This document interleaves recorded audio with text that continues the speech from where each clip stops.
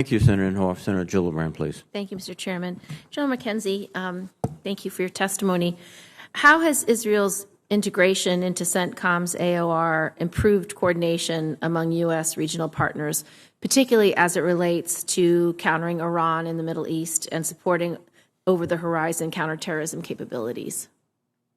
Senator, the entry of Israel into the AOR has given us great opportunities, particularly in the area of integrated air and missile defense, which I think is one of the most pressing issues that all of the states in the region confront when they think about Iran. And so I think of Israel coming into the AOR as sort of the operational effect of the other normalization of Israeli relations across the Gulf and with other states. We have great opportunities here, and I'll be prepared to talk a little bit more about it in the closed session.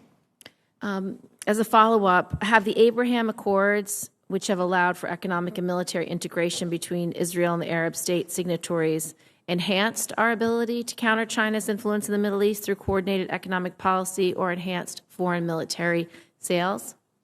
I think it is, on the question of China's entry into the theater, obviously I only control a small part of the perspective on that.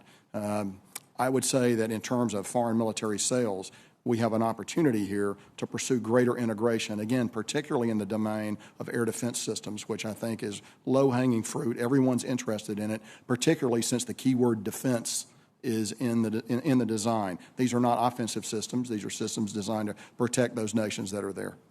And this question's for both General McKenzie and General Townsend. General McKenzie, China has extensive influence in the Middle East and Africa, both through its Belt and Road Initiative and through increasing foreign arms sales. Can you comment on China's economic influence within your command and your concerns that our regional partners increasingly turn to China for military assistance? Senator, I'll begin with their economic penetration into the region. They draw a significant portion of their hydrocarbons from the region. A lot of it goes to the Strait of Hormuz. We see as a result of that, they are interested in pursuing close, deep, and economic relationships with nations that adjoin the Strait of Hormuz and the Gulf itself so that they can protect that long-term investment. I believe ultimately that will move from economic to a military component. They think in the long term, but I believe that's inevitable that we're going to see that. Finally, I believe that we remain the partner of choice for military systems. Our military systems are the best in the world. You get what you pay for. You get what you pay for if you buy a Chinese system. Thank you. General Townsend?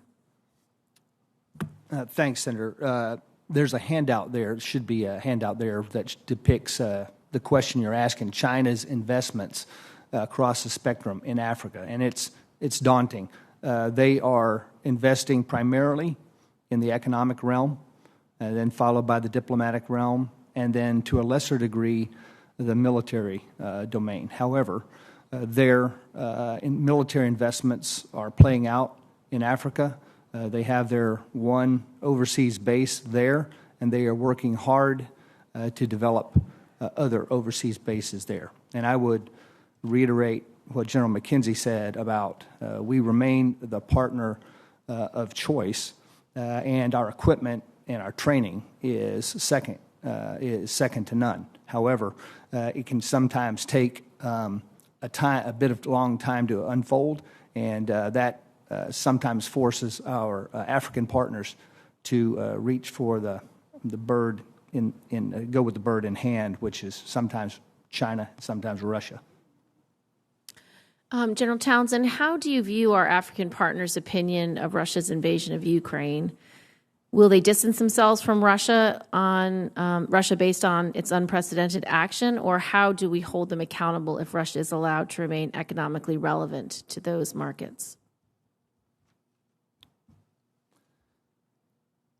Senator, I think if you saw the vote play out in the UN the other day, it's sort of it covers a spectrum. So about half of Africa voted to condemn Russia's invasion.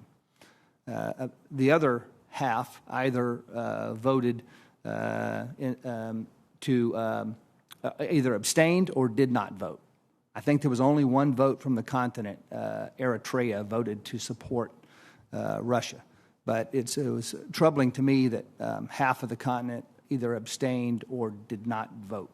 And I think that's because they're trying to see how this is going to play out. Many of them have strong economic ties to Russia and China, and I think they're biding their time. Thank you, Mr. Chairman. Thank you, sir.